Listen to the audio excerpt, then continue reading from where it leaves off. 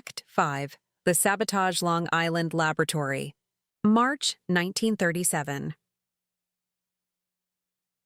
Over the course of a month, Tesla systematically destroyed his own research.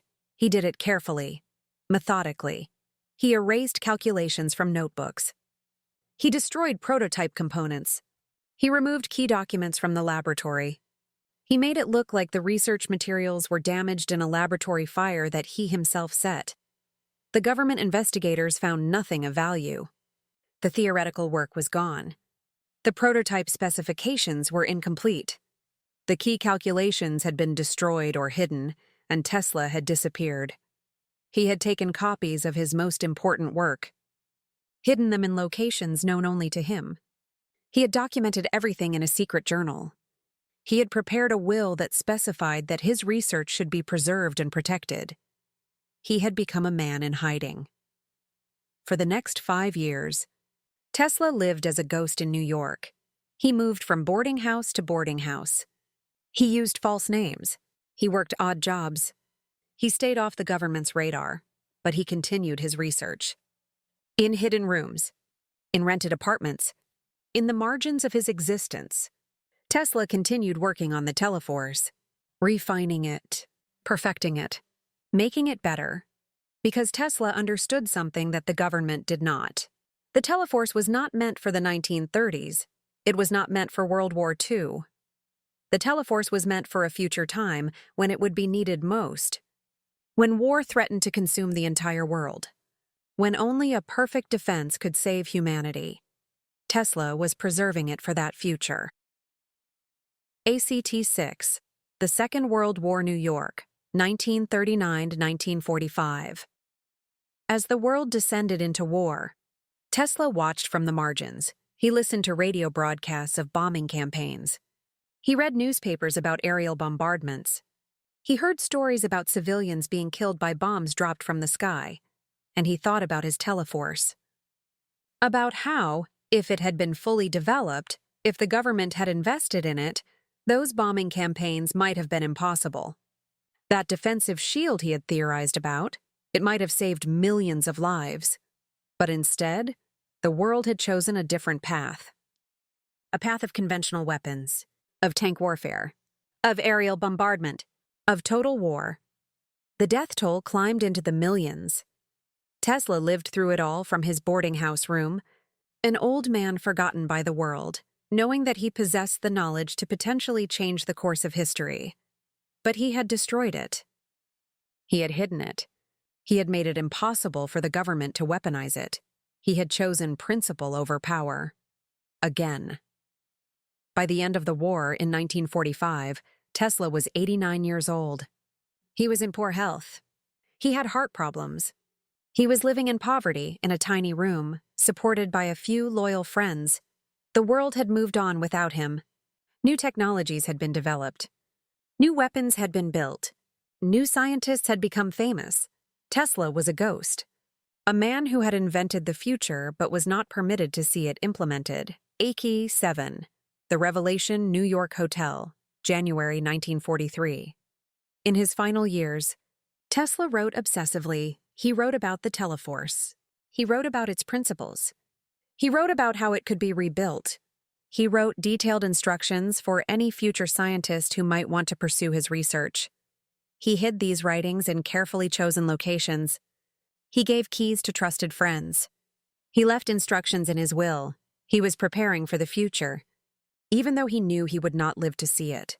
In one letter, written in January 1943, just weeks before his death, Tesla addressed the future directly. To whoever finds this research, the letter began, I want to explain why I destroyed the Teleforce prototype. I want to explain why I abandoned the government's project. I want to explain my choice. I destroyed it because I understood that the government did not share my vision. They did not want to build a defensive weapon. They wanted to build an offensive weapon. They wanted to weaponize my technology in ways that I could not support.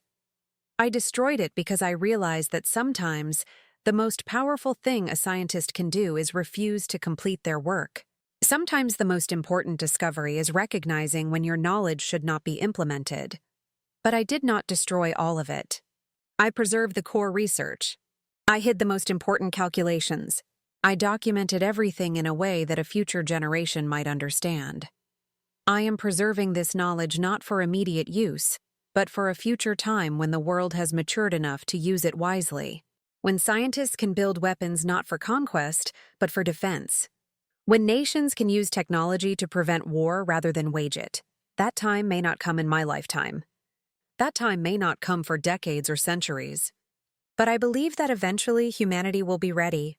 And when that moment comes, when the world is ready to build the Teleforce, not as a weapon of war, but as a guarantee of peace, then my research will be here waiting.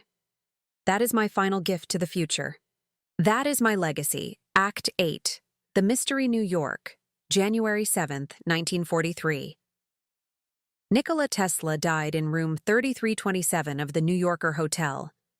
He was alone. He was poor. He was largely forgotten. The newspapers ran a few brief obituaries. Most people did not care that he was dead. A few days after his death, the government seized his belongings. They took his notebooks. They took his papers. They took everything they could find, but they did not find the most important research. The hidden calculations, the preserved Teleforce designs, the detailed instructions for rebuilding the weapon. Tesla's friends had already removed those materials. They had taken them to safe locations. They were waiting for the right moment to reveal them, but that moment never came. For decades, the research remained hidden. Hidden in safe deposit boxes. Hidden in private collections. Hidden in the homes of people who understood their importance. And slowly, those people died. The knowledge passed into new hands. The locations of the hidden materials were forgotten. The secrets were buried deeper and deeper. By the late 20th century, most people believed that the Teleforce was a science fiction fantasy. A myth. A legend about an old man's obsession. Nobody knew the truth. Nobody knew that Tesla had actually built a working prototype. Nobody knew that the research was real. Nobody knew that the knowledge was still out there, waiting to be found. Act 9, The Discovery, 2032. Nearly 90 years later, Dr. Elena Volkov was a physicist at Moscow State University, specializing in directed energy weapons. Research. She was conducting historical research on the development of plasma technology when she discovered a reference to Tesla's Teleforce in a declassified American government document from the 1940s.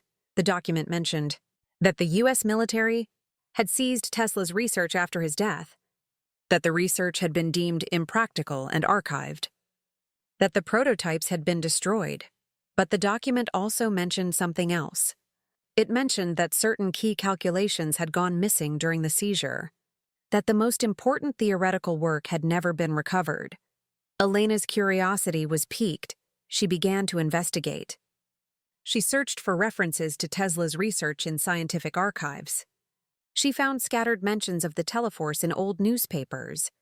She discovered that Tesla had worked on the project in the 1930s, that the government had funded it, that the project had been abandoned, and she found something else.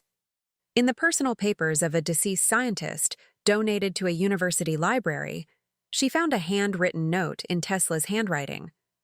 The note contained a location, an address in New York, and a single sentence. The truth is hidden in plain sight.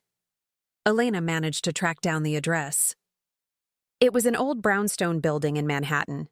The building had changed hands many times over the decades, but Elena discovered that the basement still contained sealed compartments. Compartments that had been built into the structure in the 1940s. With the permission of the current owner, Elena opened those compartments and she found them: notebooks, blueprints, calculations, the complete research for the Teleforce. Hidden for nearly 90 years, Tesla had preserved it, just as he had promised. ACT-1, The Decline New York Hotel, Manhattan. July 1930. Nikola Tesla sat in his small hotel room, watching the city below descend into chaos. The stock market crash had occurred the previous October. Now, 9 months later, The full horror of the economic depression was becoming clear. Banks were failing, businesses were collapsing, millions of people were losing everything. Tesla understood the pattern. He had seen it before: the wealthy consolidating power, the poor suffering, the gap between rich and poor growing wider. The machinery of corruption grinding forward, unconcerned with human suffering. He was 74 years old. For the past 18 years, since the burning of Wardenclyffe, Tesla had lived in obscurity. He had moved from hotel to hotel. He had lived on the charity of a few friends and supporters. He had watched the world move on without him. He had watched his ideas be stolen and implemented by others. He had watched his name fade from public memory. But he had never stopped thinking, never stopped creating, never stopped working on his research in the hidden corners of his small hotel rooms. Over the years, Tesla had developed a new theory, a new application of wireless energy transmission. He called it the Teleforce, a weapon system that could project a beam of energy across vast distances with perfect precision. A weapon that could destroy targets on the ground from high altitude. A weapon that could, in theory, defend a nation from aerial attack. But Tesla had not developed Teleforce as a weapon of offense. He had developed it as a weapon of defense, a deterrent, a way to make war so costly that nations would be forced to seek peace instead. In the early 1930s, as tensions began to rise in Europe, as fascism began to spread, as the world began to slide toward another global conflict, Tesla became convinced that the only way to prevent that war was to demonstrate that modern warfare had become impossible, that any attempt at aerial bombardment could be instantly repelled, that the cost of war had become too high. Tesla called it the peace ray, but the newspapers called it the death ray, and that name stuck. AC-2. The Offer New York Hotel, December 1933. The knock on Tesla's door came at midnight. Tesla was 77 years old. He rarely slept. He spent his nights working on calculations and designs, filling notebooks with sketches and formulas that might never be implemented by a genius that the world had forgotten. He opened the door to find a man in a military uniform, an American officer. His name was Major James Whitmore. He carried himself with the authority of someone who worked for powerful institutions. "Mr. Tesla," Whitmore said. "May I come in?" Tesla hesitated. He had learned to be cautious about visitors, but he also sensed that this was significant, that something important was about to happen. He gestured for Whitmore to enter. "I'm here on behalf of the War Department," Whitmore said, looking around at the sparse hotel room with barely concealed disdain. "We have been following your recent publications regarding the Teleforce, the peace ray, as you call it." Tesla said nothing. He waited.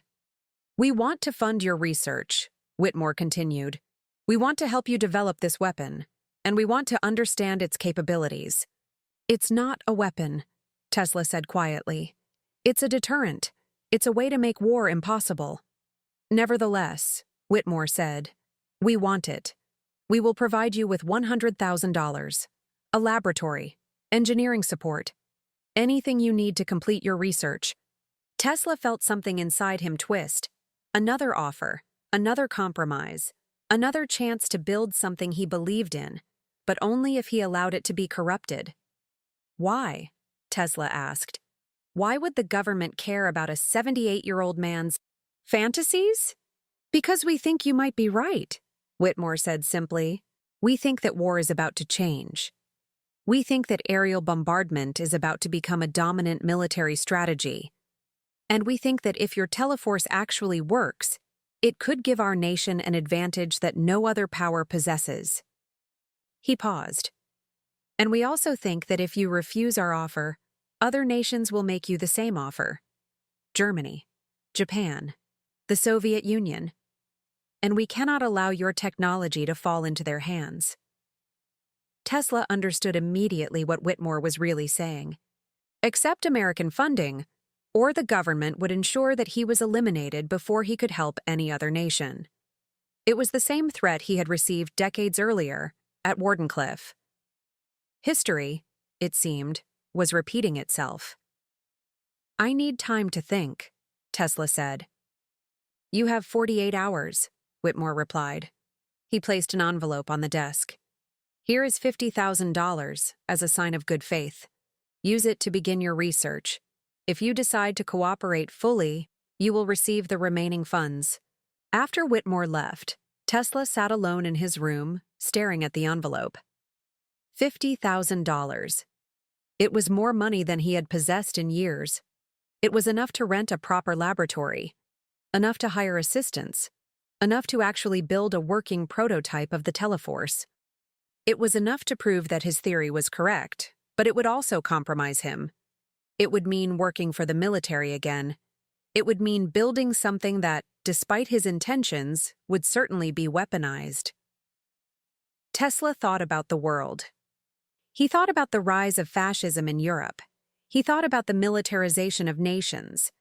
He thought about the wars that were almost certainly coming, and he made a decision. He would accept the offer. But he would build the Teleforce not as a weapon of offense, but as a weapon of such perfect defense that war itself would become impossible. If nations realized that no army could move without being annihilated, if they realized that aerial bombardment could not succeed, then perhaps they would finally choose peace. It was a desperate gamble. But Tesla had nothing left to lose. ACT-3, The Laboratory, Long Island, New York. 1934-1936. With government funding, Tesla established a new laboratory on Long Island. It was not as grand as Wardenclyffe had been, but it was functional. It had the equipment he needed. It had the space to work. It had generators and power supplies and the latest scientific instruments. And it had assistants, young engineers who believed in Tesla's vision, who worked 18-hour days alongside the aging genius, helping him bring his theories to life. Tesla was in his element. For the first time in decades, he was doing real research, building real prototypes, testing real theories. The Teleforce was based on a simple principle: wireless transmission of electromagnetic energy. But instead of transmitting power for peaceful purposes, the Teleforce would transmit energy in a focused beam. A beam that could deliver devastating force across vast distances. Tesla theorized that such a beam could be projected upward into the sky. It could be tuned to destroy aircraft. It could be calibrated to disable electronic systems. It could, in essence, create an impenetrable defensive shield over an entire nation. "This will make war obsolete," Tesla told his assistants during one late-night work session. "Once a nation realizes that no aerial attack can succeed, what incentive do they have to go to war? War becomes impossible. Peace becomes inevitable." The assistants listened respectfully. They believed in Tesla's vision. Or at least, they pretended to believe. Tesla could never quite tell which. By 1936, Tesla had built a prototype. It was crude. It was not fully functional. But it demonstrated the basic principles. Tesla tested it on a remote section of the facility. He aimed it at a metal plate suspended on a tower. He activated the system. For 2.3 seconds, a beam of concentrated electromagnetic energy shot across the space. When it hit the metal plate, the plate instantly melted. The energy had been so concentrated, so intense, that it had simply vaporized a portion of the metal. Tesla's heart pounded. It had worked. His theory had been correct. The Teleforce was real. He documented everything. He wrote detailed reports for the War Department. He explained the principles, he outlined the potential applications, and he waited for the government's response. 10. The Awakening, Moscow. 2032-2035, Elena Volkov published her findings. The academic world was stunned. Here was proof that Tesla had actually built a working prototype of a directed energy weapon. Here were the calculations. Here were the designs. Here was everything needed to rebuild the Teleforce. But there was more. Accompanying the research were Tesla's personal notes, his explanations, his vision for what the Teleforce could be. "This is not a weapon," one of Tesla's notes read. "This is a defense against war itself.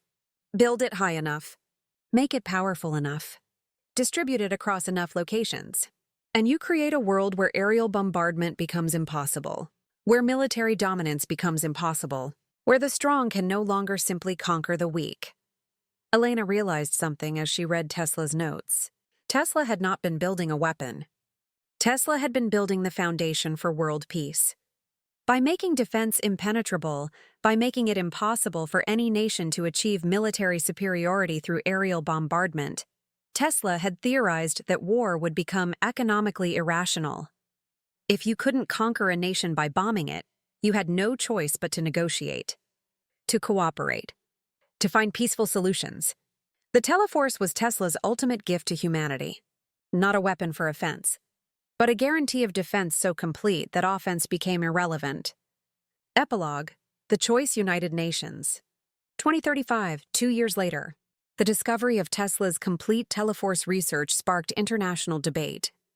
Some nations wanted to build it immediately. Some saw it as the ultimate deterrent, the ultimate guarantee of national security. Other nations warned that building such weapons could destabilize the world, that it could create an arms race, that even defensive weapons could be perceived as threats. Scientists debated whether the technology was actually practical. Engineers questioned whether it could be scaled up to the sizes Tesla had theorized. Military strategists argued about the implications. But one thing was clear: humanity finally possessed the technology that Tesla had envisioned nearly a century earlier. And humanity finally had to make a choice about what to do with it. A choice that Tesla himself had struggled with his entire life. A choice between building weapons and building peace. A choice between using technology for offense and using it for defense. The future of human civilization might depend on which choice was made. And that choice belonged to a new generation. The generation that Tesla had left his research for. The final message from Tesla's hidden journals. 1942. I am dying. I am 86 years old. I have lived a long life. I have created many things. I have inspired countless others to pursue scientific discovery. But the most important creation of my life will be created after I am dead. The Teleforce will be built by people I will never meet, in a world I will never see, for purposes I can only guess at. I am preserving this research because I believe that humanity will eventually understand what I have tried to demonstrate. That science can be used not just for conquest, but for peace. That technology can be a force for liberation, not just domination. The Teleforce is Tesla's final gift, not a weapon, but a choice. Those who find this research will have to decide, will they use it for war, or will they use it for peace? That choice will define what kind of civilization humanity becomes. I have faith that the choice will be the right one. I have faith that future generations will understand what I was trying to build. I have faith in the future, even though I will not live to see it. The Unfinished Story, 2035. Present day. The Teleforce research sits in laboratories and government facilities around the world. It has not been built. It has not been weaponized. But it is no longer a secret. And every day, scientists work on understanding Tesla's theories. Every day, engineers work on the technical challenges of scaling up the design. Every day, politicians debate whether this technology should be developed. Tesla's research remains, waiting for the world to decide, waiting for humanity to choose, waiting for the moment when the old man's final vision might finally become real.